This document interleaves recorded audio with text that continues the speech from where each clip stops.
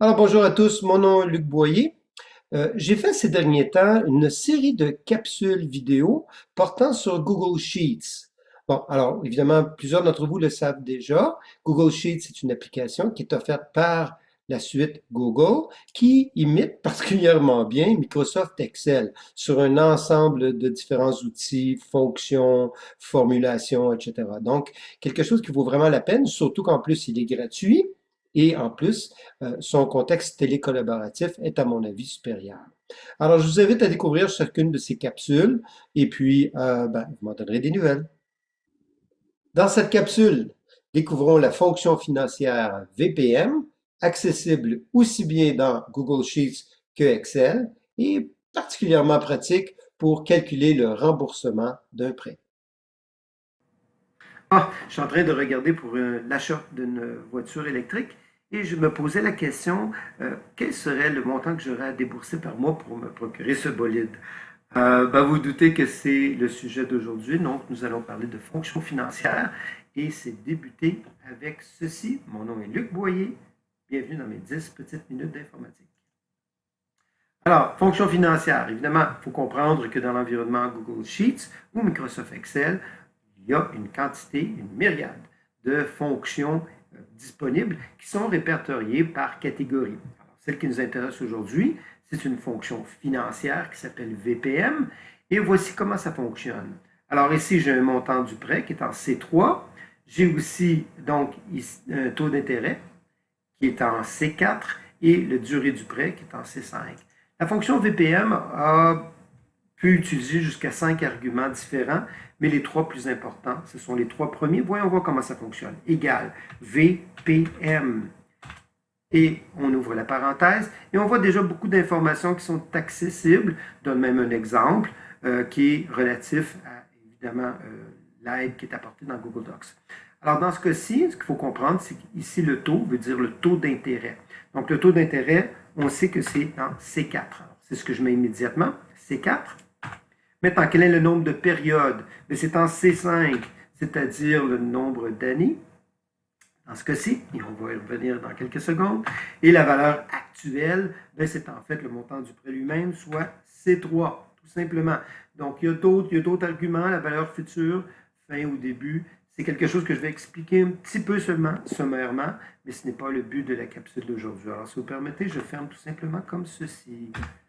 Alors, qu'est-ce que ça signifie? C'est que j'aurai à payer 12 483 $ par année pendant évidemment 5 ans pour pouvoir me procurer ce véhicule-là. Alors, donc, très rapidement, ici, si je fais 12 000 multiplié par 5, bien entendu, vous vous doutez que le 62 000 $, il y a un montant d'intérêt qui est associé à ça. Et ça, vous pouviez comprendre ça. Maintenant, deux petits détails qui sont importants. Le premier, le système par défaut le met en mode négatif, c'est-à-dire qu'il nous dit que, ça va être sorti du compte de banque. Donc, en négatif, il y a deux façons de contourner la problématique. La première, bien entendu, on peut mettre un moins juste à côté de notre montant d'argent, ou bien simplement mettre un moins ici, ou carrément utiliser une fonction qui s'appelle une fonction absolue pour s'assurer que le chiffre est en positif. Alors, l'un ou l'autre, c'est pas plus compliqué que ça. Maintenant, le problème est le suivant. C'est que là, présentement, ce n'est pas une mensualité, mais une forme de traitement annuel. Moi, ce que je veux vraiment, c'est une mensualité. Alors, regardez bien comment je vais faire ça. Donc, je sais que c'est C5, c'est sur 5 ans. Et on sait qu'il y a 12 mois dans une année. Alors, voyons voir si ça fonctionne. Alors, je suis à 5406. Est-ce que ma formule est correcte? Non. Pourquoi? Parce que présentement, je suis sur une base de 12% comme mensuel. Non, absolument pas. Ce n'est pas 12% mensuel, c'est 1% par mois. Alors, donc ici, si vous comprenez la situation, si je faisais la chose suivante, 5 400 $ multiplié par 5 fois 12, okay, on parlerait d'un montant d'argent qui serait exorbitant par rapport, évidemment, au prêt que je voulais faire. Donc, ce n'est pas correct. Alors, donc, ici, ce que je dois faire, je dois ajuster ici mon taux d'intérêt et le mettre, évidemment, sur une base mensuelle. Alors, donc, c'est 12%, non pas par mois, mais 12% par année, je divise. En d'autres mots, ce qui est important de comprendre, okay, c'est de toujours s'assurer, lorsqu'on utilise VPM, qu'il y a une concordance ici entre le taux d'intérêt et la le nombre de mensualités. Alors, regardez bien ici, juste pour être sûr que vous compreniez bien. Donc, ça donne bel et bien 1000 $ par mois, multiplié par, évidemment, multiplié par le nombre d'années multiplié par 12, et on voit qu'effectivement, 60 000, ça a plus d'allure. OK? Maintenant, regardez bien ici ce que je vais faire. Grâce à ça, je peux faire ces changements-là. Je peux dire donc, finalement, je vais le mettre sur 6 ans, ou alors sur 7 ans. Et donc, je me retrouve avec une mensualité un peu moins importante. Ou si j'ai réussi à bien négocier mes choses, imaginons à 10% par année, alors on ajuste encore une fois la mensualité. C'est comme ça qu'on peut utiliser, évidemment, la fonction VPM. Évidemment, c'est sûr que moi, ce que j'aurais le goût de faire avec vous, c'est de faire quelque chose qui est un peu différent. On va aller juste un peu plus en détail à l'intérieur. Imaginons ici que j'ai quelque chose qui s'appelle la période.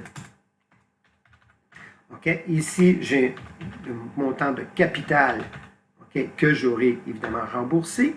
Et ici, j'ai quelque chose qui s'appelle les intérêts.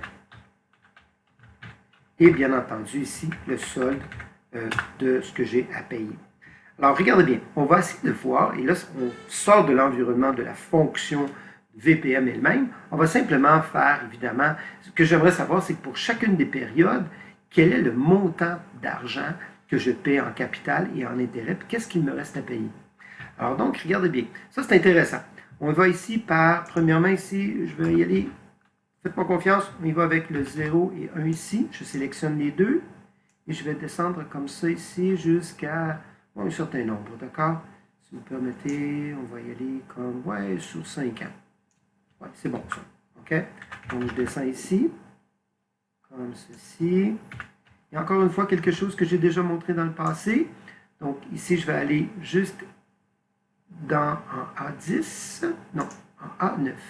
Et je vais figer mes lignes jusqu'à la ligne actuelle. Pourquoi? Parce que ça va m'empêcher de perdre l'information qui se situe plus haut. D'accord? Maintenant, le solde de départ pour la période 0, donc je n'ai pas commencé à payer, sera bel et bien ici de 45 000. Et je vais le mettre en absolu dans ce cas-ci. D'accord? Alors, dans ce cas-ci, ça va être comme ceci. Et voilà, donc $C, $3. OK?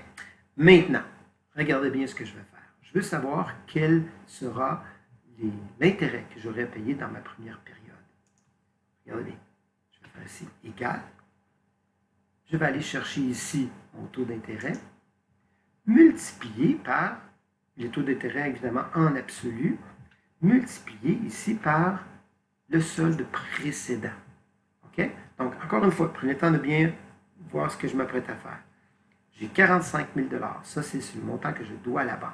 Je multiplie par le taux d'intérêt, mais le taux d'intérêt ne doit pas varier dans le processus de copie que je m'apprête à faire. Et c'est la raison pour laquelle je le mets en absolu. Alors donc, j'ai 4 500 $ que je vais avoir à payer. Maintenant, on va juste faire la chose suivante ici. Je dois diviser évidemment par 12 parce que c'est par mois que je paie. D'accord? Et donc, ce n'est pas 12% par mois, c'est 12% par année. Donc, je divise par 12 et donc je vais payer 375 $ d'intérêt. Évidemment, mon capital sera quoi? Sera donc ici égal, ici, 747 $ en absolu, soit ma mensualité, moins, bien entendu, ici, mon intérêt. Donc, on s'entend que 372 plus 375 donne le montant de 747 $ par mois. D'accord? Maintenant, ici, ce que je vais faire, égal le solde précédent moins le capital que j'aurais déboursé. OK? Donc, à la fin du premier mois, je vais valoir, c'est-à-dire que je vais devoir à la banque encore 44 628 $. Donc, juste pour être sûr que vous avez bien compris ce que j'ai fait. La période 0, c'est mon solde. Okay? C'est juste que c'est plus facile après ça de fonctionner de cette façon-là. Dans la fin de mon premier mois, j'ai calculé ici mes intérêts, soit mon 10% par année, divisé par 12 parce que je paie par mois, multiplié, bien entendu, par le solde précédent. Donc, ça, c'est la paye de la banque, c'est-à-dire le montant qu'ils me demande pour avoir pu me passer 45 000 $. Okay? Et maintenant, ici, j'ai calculé mon capital, soit ma période, c'est-à-dire ma mensualité, moins mes intérêts. Et ça va permettre évidemment de faire la soustraction suivante, excusez-moi, donc de faire la chose suivante, c'est-à-dire le solde précédent, okay, moins évidemment mon capital que j'ai remboursé. Maintenant, ici, pour le plaisir de la chose, je vais mettre évidemment ici sur 5 ans. Pourquoi 5 ans? Parce que j'ai programmé pour 60 paiements. D'accord? Alors, regardez bien ce que je m'apprête à faire. Donc, on s'entend ici que tout ceci devrait être fonctionnel. Et si je fais ceci, je descends jusqu'à 60, OK? Donc, juste ici pour être bien sûr que vous comprenez ce qui est en train de se passer. Désolé. C'est là. On s'entend-tu ici? Ah, ici, permettez que je fasse la chose suivante. Je vais juste faire, voilà, jusqu'ici. Et je vais mettre ici en format nombre et devise. Est-ce que je l'ai ici? Non, je ne l'ai pas. Je vais faire autrement. Donc ici, je vais simplement copier ici la mise en forme. Et je vais faire la chose suivante. Comme ça. Bon, même si ça dépasse un peu, c'est pas plus grave que ça. D'accord? Donc, on s'entend ici que pour chacun des mois, je vais payer un peu moins d'intérêt et ma portion capitale va être un peu plus grande, okay, pour chacun des mois. Maintenant, regardez bien ce que je m'apprête à faire. Okay? Donc, on descend ici. Donc, à la fin de la première année, alright, je vais devoir encore 37 698 et on remarque évidemment que le taux d'intérêt change. Okay? Pas le taux d'intérêt, désolé, les intérêts changent. Et juste pour le plaisir ici, si je changeais ici pour 8%, vous comprenez bien entendu que la portion intérêt est un peu moins grande. Ou si je changeais carrément ici le nombre d'années, bon, tous ces facteurs-là pourraient rentrer en ligne de compte. Maintenant, regardez ce que je m'apprête à faire. Je m'en vais comme ceci.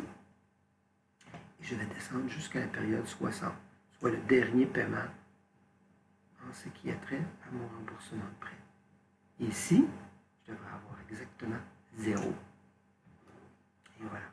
Donc, si pendant 5 ans, je paie 912 $ par mois à 8% d'intérêt, okay, et bien voilà qu'à la fin complètement de mon 5 ans, okay, je dois absolument plus rien à la banque. Alright, c'est cool, hein? Alors, simplement ici, et là, à partir de là, ben, je peux faire ce que je veux. Évidemment, je pourrais mettre des conditions logiques, des conditions de mise en forme conditionnelle, parce qu'évidemment, c'est sûr que si je mets ça sur 4 ans, OK, bon, on s'entend que c'est 48 mois, là, OK? C'est terminé après 48 mois, OK? On le voit 0. Et là, ultimement, c'est comme si la banque me devrait de l'argent. Donc, on pourrait ajuster ça avec la mise en forme conditionnelle ou tout simplement des conditions logiques, OK? Comme la fonction aussi, OK?